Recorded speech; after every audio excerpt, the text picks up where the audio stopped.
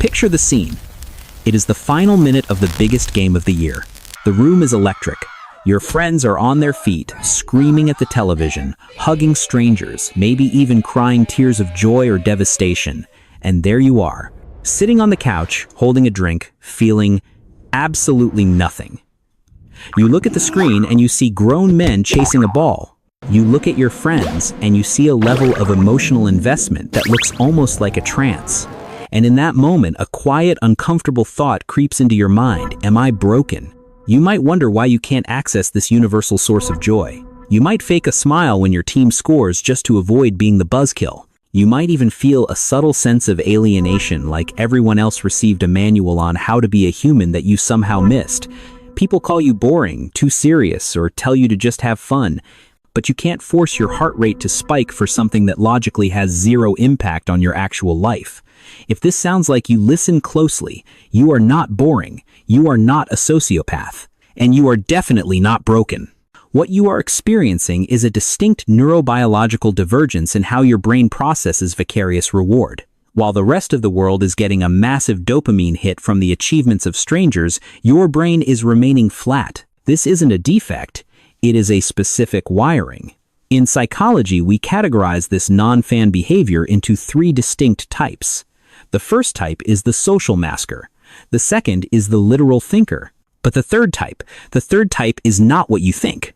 It is actually a sign of a rare and powerful drive that most people lack.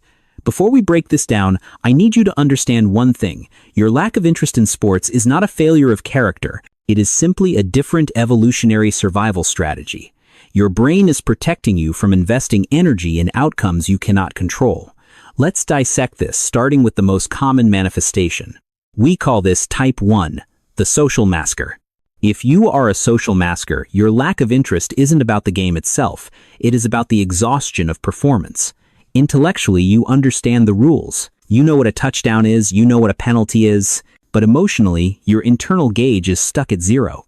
However, because humans are fundamentally tribal creatures, your brain recognizes that not caring is a social risk. In our evolutionary past, if the tribe was excited about a hunt and you were indifferent, you might be seen as a liability. So you adapt. You learn to mirror the emotions of the room. When the room gasps, you gasp. When the room cheers, you clap. You become a chameleon. But here is the cost. This is not relaxation for you. It is high-intensity cognitive labor. While your friends are releasing dopamine and oxytocin bonding chemicals that rejuvenate them, you are pumping out cortisol. You are constantly monitoring the social environment to ensure your reaction matches the group's intensity. This is why after a Super Bowl party or a World Cup match, you feel completely drained. You haven't been watching a game. You've been performing a 3-hour acting role. Then there is type 2. This is a deeper, more structural difference in how your brain processes reality. We call this type 2, the literal observer. For a sports fan to enjoy a game, they must engage in a psychological process called willful suspension of disbelief. They have to buy into the narrative that this team represents me. When the team wins, their brain releases the same neurochemicals as if they personally won a battle.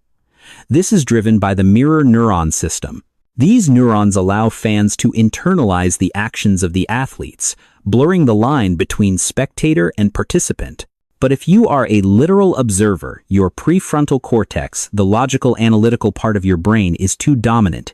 It refuses to suspend disbelief. It refuses to accept the narrative.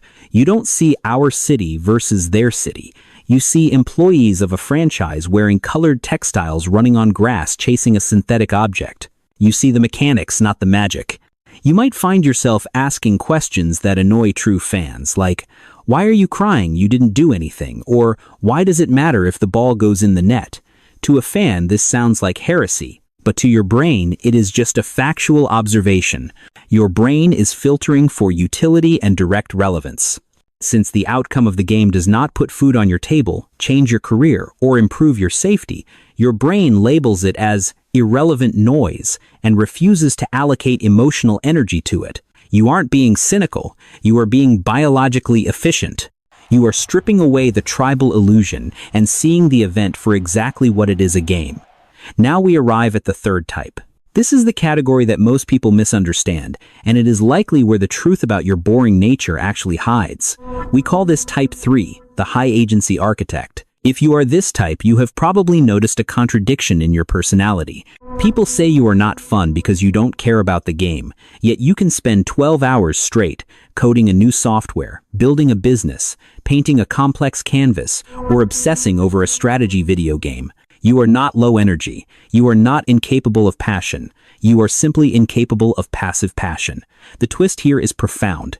Your brain is not wired for spectator dopamine, it is wired for agency dopamine. For the majority of the population, dopamine is released through prediction error. When they watch a quarterback throw the ball, their brain predicts the outcome, and when the reality matches or exceeds that prediction, they get a chemical reward. They can enjoy this loop purely as an observer. They are happy to be passengers on the roller coaster. But your brain starves in the passenger seat. To you, watching someone else achieve greatness feels like looking at a picture of a delicious meal while you are hungry. It doesn't satisfy you. It frustrates you. Your neurochemistry demands an internal locus of control. You need to be the one steering the wheel. You crave the stress, the pressure, and the glory, but only if you have the ability to influence the outcome. This is why you might find sports meaningless, but you find your own hobbies or work incredibly gripping. In a stadium, you are powerless. You cannot catch the ball. You cannot call the play. You are statistically irrelevant to the result. To a high-agency brain, a situation with zero influence is a situation with zero value. You don't want to watch the arena. You want to build the arena. You don't want to cheer for the hero. You want to be the protagonist of your own struggle. So when you zone out during the big game, it isn't because you are dull. It is because your biological instinct is screaming at you to stop living vicariously through others. Your brain is rejecting the cheap dopamine of fandom because it is hungry for the expensive dopamine of personal achievement. Let's anchor this in a final metaphor to help you understand your brain's architecture. Imagine life is a car. For a dedicated sports fan, the brain is comfortable in the passenger seat. They can look out the window, feel the wind scream at the turns, and enjoy the ride without having to touch the steering wheel. This is the power of parasocial connection, the ability to bond and feel emotions through the experience of others. It is a beautiful connective trait that builds communities and tribes. But you are the driver. If you are sitting in the passenger seat, you don't feel excitement. You feel motion sickness. Your brain is a direct input engine. It requires the friction of the steering wheel and the resistance of the pedals to feel alive. When you are forced to just watch, your brain enters a state of idling, waiting for the moment when you can take control again. So let's reframe this flaw once and for all. Not liking sports doesn't mean you lack spirit. It means your spirit is reserved for things you can touch, change, and create. Think of the mirror neurons we mentioned earlier. In fans, these neurons fire when they watch others act. In you, these neurons might be less active during observation because they are conserving energy for your action. You are not missing out on the fun. You are simply saving your emotional currency for the games where you are the actual player. So the next time you are at a Super Bowl party, standing awkwardly in the corner while everyone else loses their minds, don't judge yourself. Don't force the cheer. Sip your drink, smile at the chaos, and remind yourself, they are enjoying the show. I am just waiting to get back to work.